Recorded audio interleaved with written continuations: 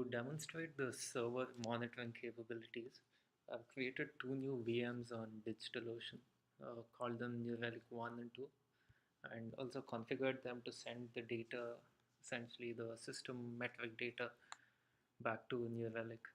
And we could click on one of the VMs and get more detailed information about essentially the CPU utilization and the I/O that's happening, both disk and network. For instance, as you can see, we displayed the CPU usage as a percentage from 0 to 100, and essentially a load factor, and also the amount of physical memory that's being used historically, the disk utilization, and the network, essentially the packets going in and out of the system. Another important metric that's also being collected is essentially information about the processes that are running on the machine. For instance, as you can see, it shows us the top 5 memory consumers, and if you look at this particular metric, a particular process, this is the daemon that is collecting the data and sending it back to the servers. As it turns out, the CPU usage is pretty less, and so is the memory usage. So it looks like the memory footprint of the daemon that is collecting and sending out the data is pretty small. Similarly, we can get more detailed information, essentially historic information, about the network and the disks that are there on the machines. For instance, we could get the number of packets sent out, essentially the number of packets dropped, and other useful metrics like this. Similarly, on the disk side, we could get the number of IOPS and essentially the storage that's being used, amount of available space, etc. Just give it a moment to load. Yeah, the IO rate, the IOPS per second, etc. I'll just quickly guide you through the process of creating a new VM and essentially configuring it to send back data to a New Relic dashboard. To do that, I'm just going to create a new VM on DigitalOcean. Let me just go ahead and do that.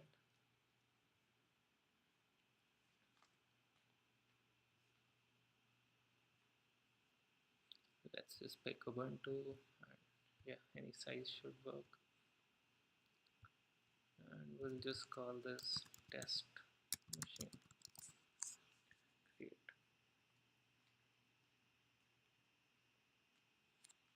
And let's just go back and add another VM to the list of machines that are being monitored.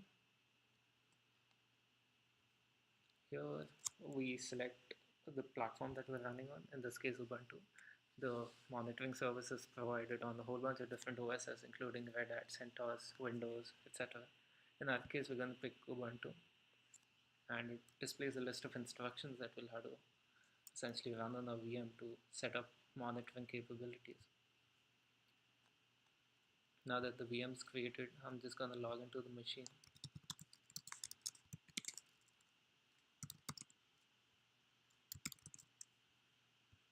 And set up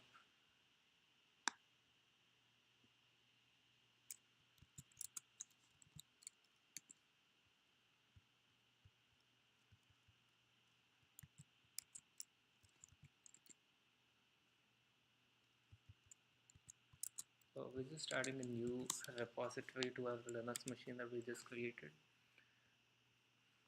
and here we're installing the sysmon d daemon, which is essentially the daemon process that runs in the background and keeps collecting metrics that it later sends to essentially the New Relic cloud.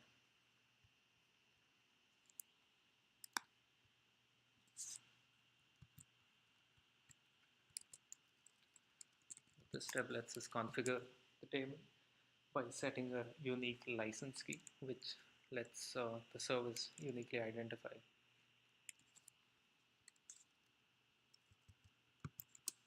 And finally, we just run an init script to start the daemon.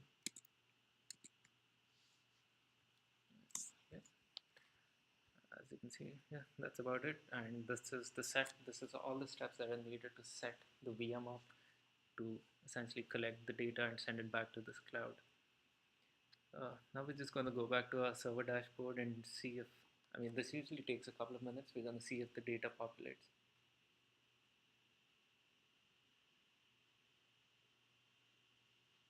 As you can see, the new machine called test machine that we just configured has showed up on the list of servers.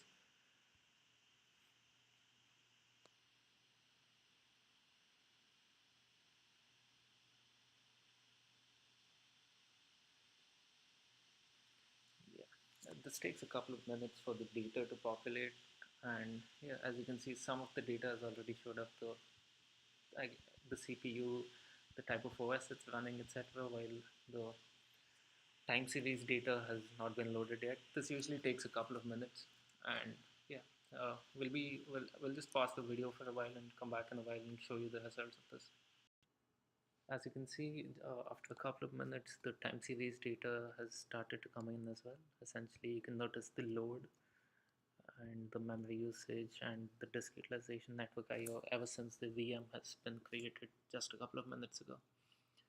The data is essentially collected by the daemon and sent in every minute, and we see the data being updated on a minute by minute basis, although the resolution is much finer than 1 minute. And that's about it on the server side of things. Application performance monitoring. New Relic helps us monitor the performance of apps so that we can optimize, debug, and improve them. With the help of New Relic, we can monitor third-party API calls and diagnose the apps with user OS, device, geography, and network information. New Relic also gives us insights on app usage by performance analytics. It shows us the speed of activity interactions, CPU, and memory usage. We can also know about the app crashes, the reason for the crash, and where exactly the app crashed. It gives us email notifications, and it can also be integrated with the ticketing systems such as Jira from within the New Relic itself. New Relic also helps us create custom dashboard for displaying various metrics and gaining insights. So let's dive into New Relics. This is our console for New Relic. Here, mobile. Here you can add a new app. Uh, for the purpose of the demo, we are going to create an Android application. Anyone who is familiar with Android application development would find the steps necessary to configure New Relic extremely easy. So here let's begin by typing the name.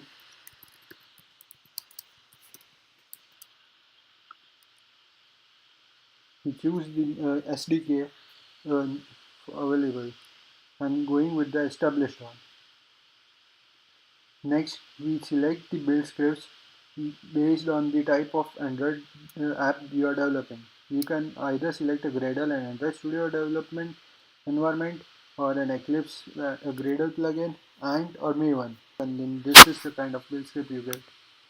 For our demo, I am going to proceed with Gradle and Android Studio. Next, we set the permissions of internet and access to the network state. These are to be set in your manifest file. Next, we need to import new Relic agent into our main activity.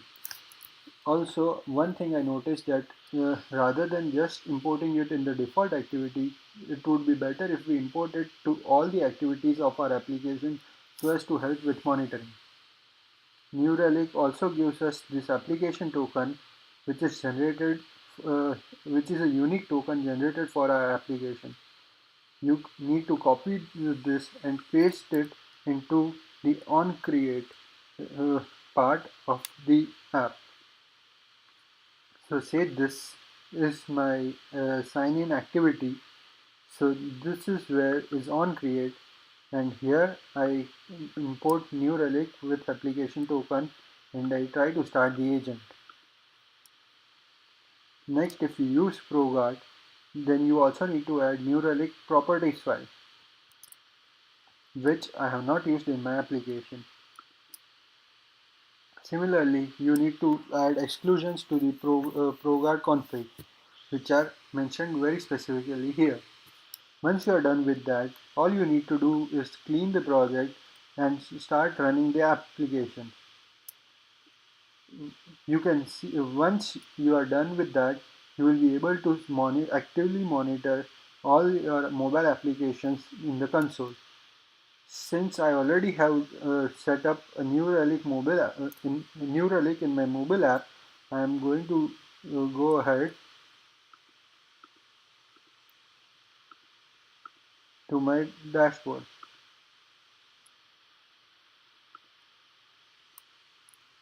So this is my New Relic mobile dashboard.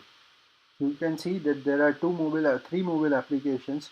The data is not yet being reported for the newly created one, but I already have a demo app created which is accepting new data. As you can see, there is a green status which indicates that this app has been receiving successfully in, and it shows that there have been two launches in the last 30 minutes with a crash rate of 50%.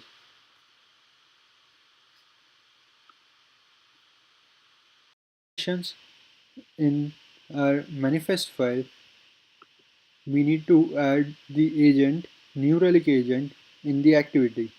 So here is the New Relic start agent, and here is the input necessary for the agent. Now let's build our application. New Relic supports real-time monitoring of Android applications. So once we are done with the interactions, we can actually see the live data in the console. So the application has been built, and here is the different interactions. So let's begin with going to one of the parts of the app.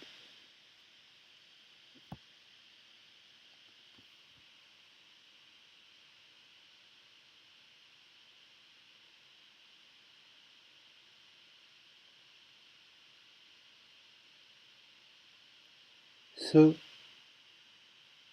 this is a small demo app which I had created which supports multiple interactions. It does not do much on HTTP requests, but it's just simple Android interactions. So we go to the console of the application, and as you can see, there have been total 40 app launches, of which 10 have been crashes. It also shows the different versions of the application, like the version 1 and version 2. You can even select the time, uh, and it will sort out the results based on your selection. So in the past 6 hours there have been total 24 launches, whereas in the past 12 hours there have been 40 launches. Here we see the different interactions from the application. It shows that the most used activity has been the base fragment activity. It also shows the time spent on each of the interaction and the amount it's spent on the main thread. Currently, everything has been implemented on a single thread, so that is why it's 100%. You can filter out based on the activity.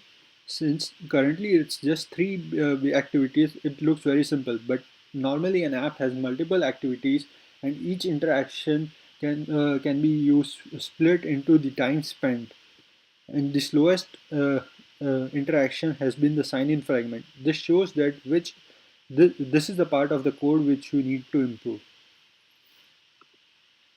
You can also sort on the basis of devices like the Motorola. You can view the different versions of the phones, like the Motorola and the Asus device have been using our application, and when and which phone accessed our application at what time. You can continue doing the sort on versions and based on time. Similarly, you can split on OSs. Like when we do sort by app launches, you can see that Android 5 is the major OS using our application, with Android 5.1 doing 32 launches and Android 5 doing 4 launches.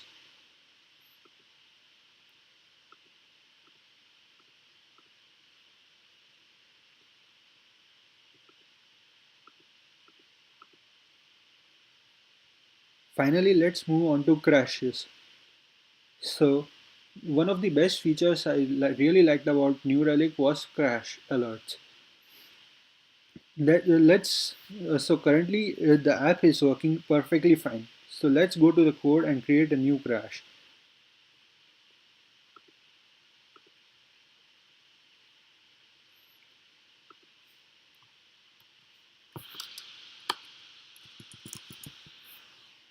So now the application should start crashing.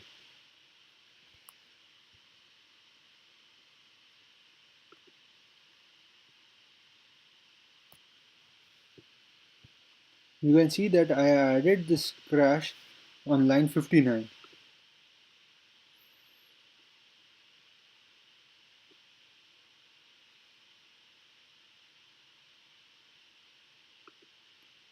Currently in the dashboard it shows the crash at line 57 and 58, the type of exception, when it was first occurred, last occurred, the app version, and different usage statistics.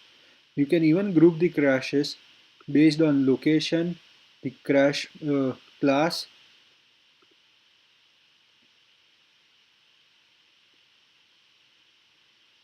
what crash message it gave out.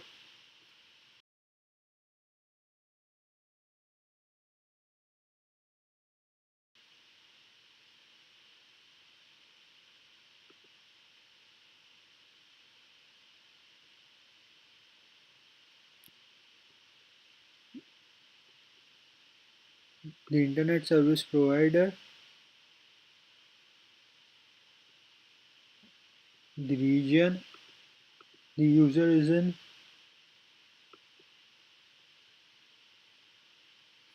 and many more such filters. You can experiment a lot with this. A successful crash, then we should get an email which is set up using New Relic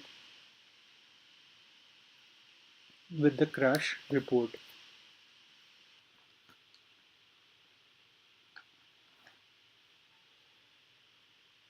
As you can see, the app has crashed. If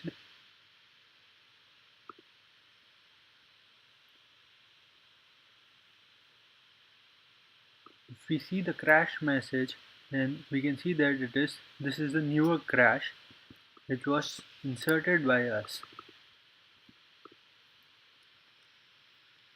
This is a newer crash, so you can filter out based on the messages as well.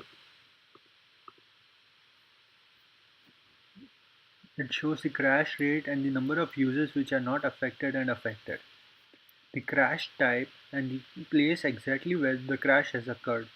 It shows at line 58 in the sign in activity. So it's line 58 and so it's line 59 under sign in activity. This is a newer crash. Also, this crash analysis generated a new email alert, and you can see that I received a new email of crash report with the sign in activity in line 59 crash.